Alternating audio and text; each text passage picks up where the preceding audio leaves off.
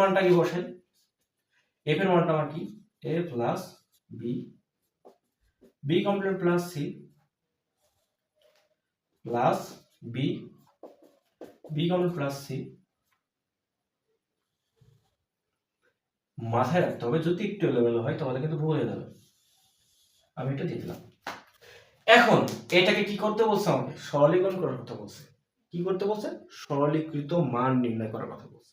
ঠিক আছে, আমি এটা এখন সরল করব। তো সরল যখন করব প্রথমে ফার্স্ট টাইম মনে রাখবা, ভিতরে যদি কোনো কিছু ভাঙা যায় বা ভিতরে যদি কোনো কিছু গুণ করতে হয় আমরা ফার্স্ট টাইম গুণ করব।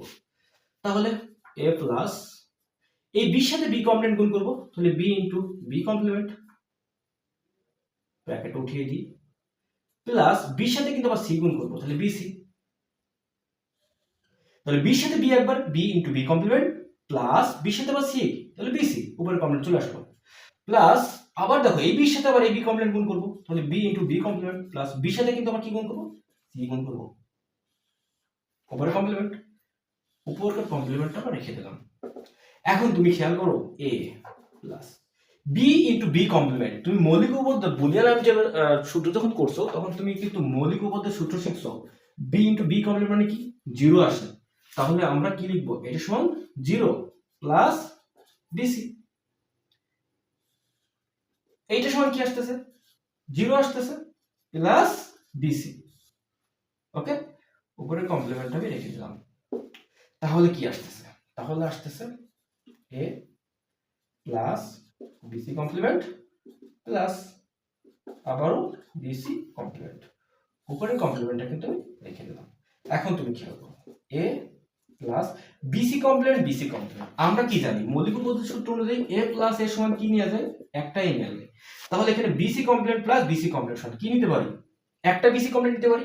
এ প্লাস এর সমান যদি আমি এ নিতে পারি তাহলে BC complement plus BC complement সমান কিন্তু আমি একটা বিসি কমপ্লিমেন্ট নিতে পারি, উপরেটা কিন্তু টেনে দিলাম।